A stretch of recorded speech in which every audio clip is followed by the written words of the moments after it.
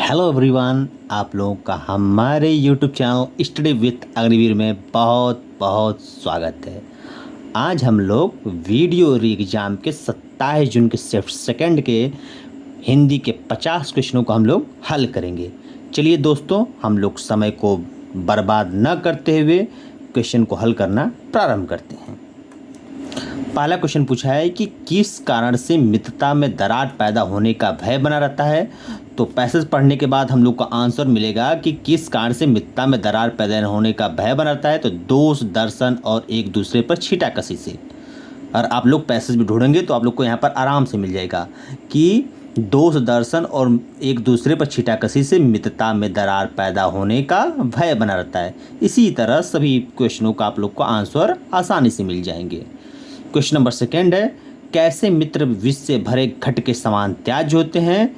तो जो सामने प्रिय बोलते हैं लेकिन पीछे विषवमन करते, यानी कि सामने तो आपको प्रिय बोलते हैं लेकिन पीछे से छुरी भोगने का काम करते हैं।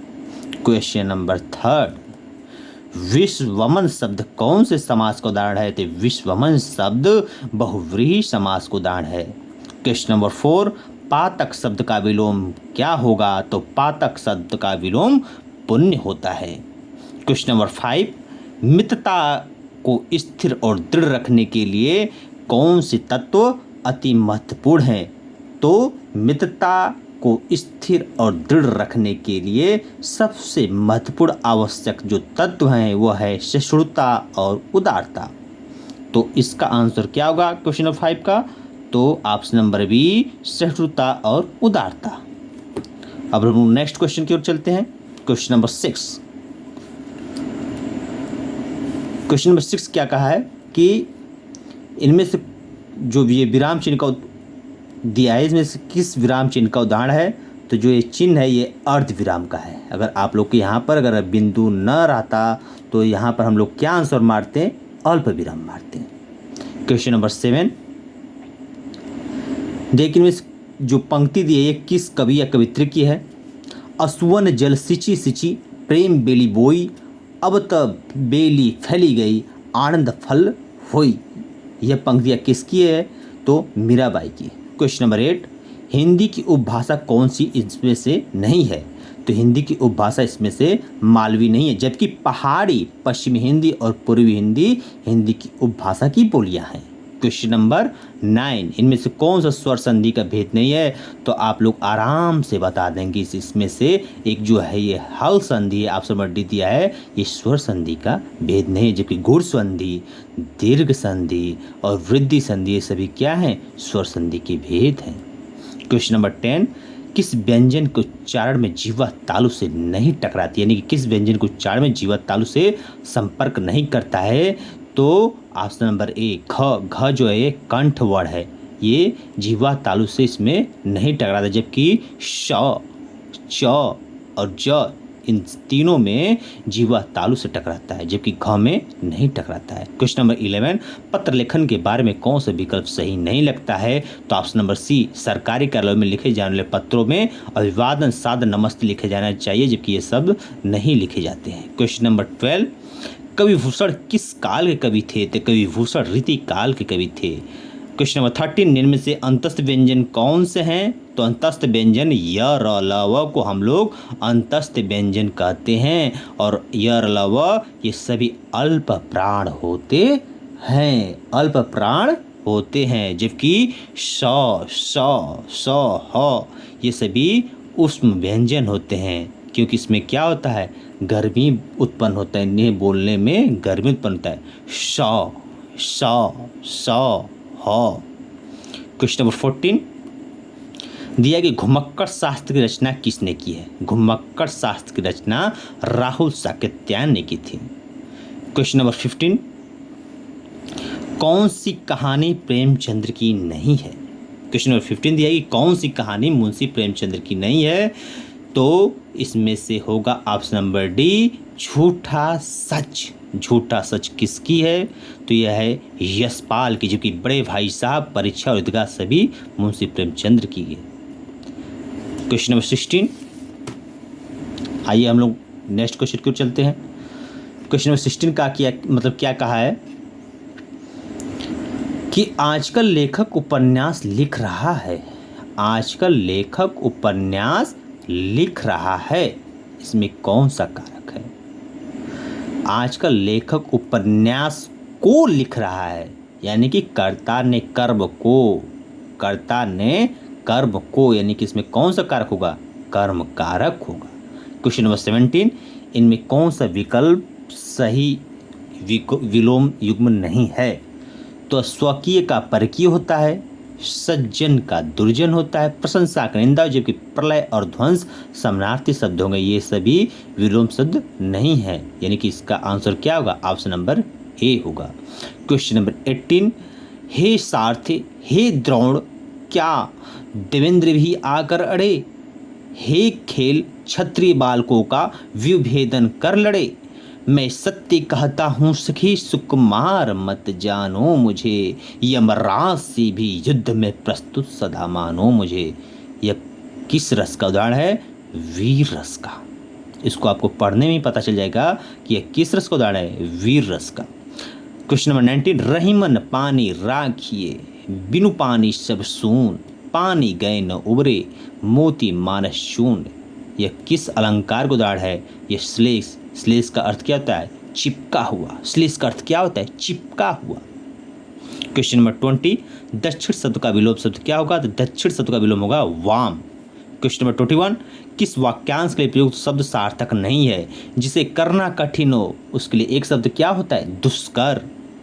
छुटकारा दिलाने वाला त्राता, बुरे मार्ग पर चलने वाला कुमार्गी। लेकिन ऑप्शन नंबर बी क्या दिया है कि आकाश में घूमने वाला, इसके लिए एक शब्द क्या होता है? खेचर। जिसमें इसमें क्या आंसर दिया है? आकाशवित्ती दिया है, कि क्या होगा? ये गलत है।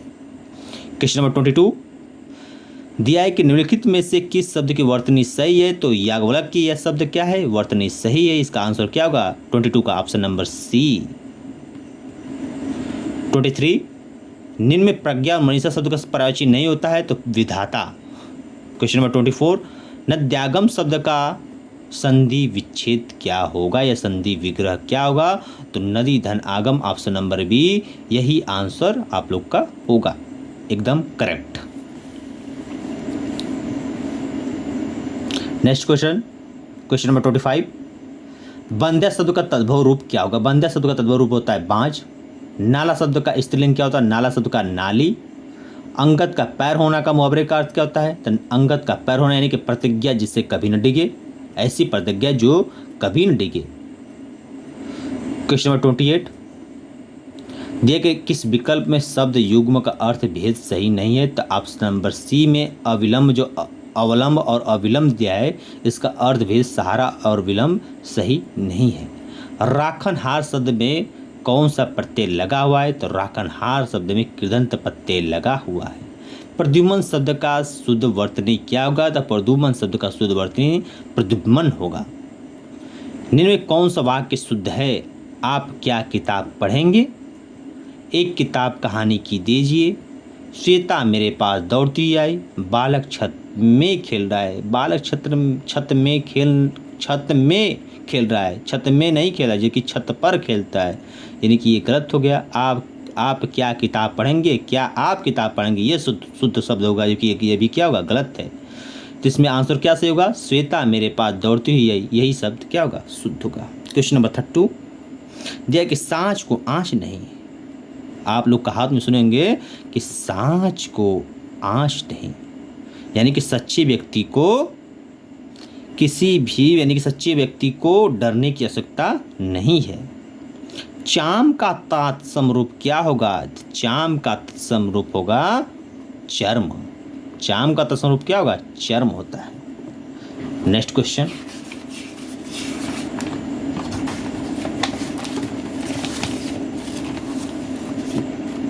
क्वेश्चन नंबर 34 प्रसाद और प्रासाद युग्म का सही अर्थ क्या होगा? प्रसाद और प्रासाद का सही जो युग्म है वो कृपा और महल होता है। प्रसाद का कृपा और प्रासाद का महल। गुदड़ी का लाल होना, यानी कि निर्धन परिवार में जन्मा गुड़ी व्यक्ति। क्वेश्चन नंबर 36 प्रातः सूर्य उदित हुआ और पक्षी चहचहाने लगे, यानी जो और शब्द है, यानी कि दो सेंटेंस जोड़ने का काम किया है तो ये क्या होगा, संयुक्त वाक्य होगा। निम्न में कौन सा पुल्लिंग शब्द है, अमावस्या, वक्त्री और नर्मदा जैसे सभी स्त्रीलिंग है, जबकि जोगी यानी कि योगी बाबा ये सब क्या है, पुल्लिंग है। नेक्स्ट क्वेश्चन, इनमें से कौन सा विकल्प शब्द पर्यायवाची है, तो शशि, शशांक और सुधांशु यानी कि ऑप्शन नंबर ए ही सही हो गया यहाँ पर कि शशि, शशांक और सुधांशु क्या है, पर्यायवाची शब्द हैं। निम्न में कौन सा तत्सम शब्द है, यानी कुक्कुर यानी कुत्ता जो है, कुक्कुर कुक्कुर कुक्कुर कुत्ता कुक्कुर जो होता है यह तत्सम शब्द है।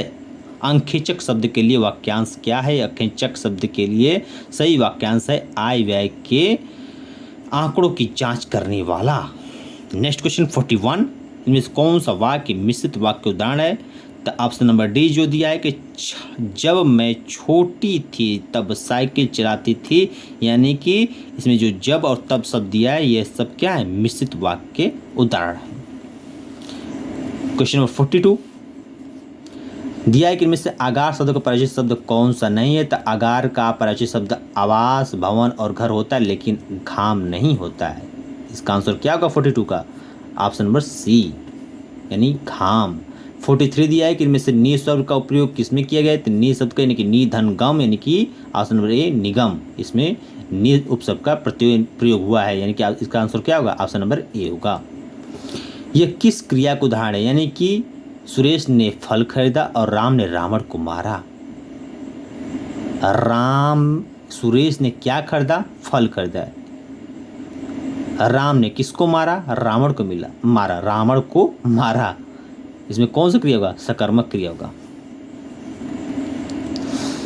दिया है कि अधोलिखित में किस वाक्य में संप्रदान कारक का प्रयोग हुआ है। संप्रदान यानी कि के लिए, कर्ता ने कर्म को करण से संप्रदान के लिए शब्द यानी कि मैंने अपने पिताजी के लिए अस्पताल में भर्ती करा दिया, यानी कि अपने पिताजी को, के लिए नहीं, अपने पिताजी को अस्पताल में भर्ती करा दिया, यानी कि किसके लिए, पिताजी के लिए, यानी कि पिताजी को अस्पताल।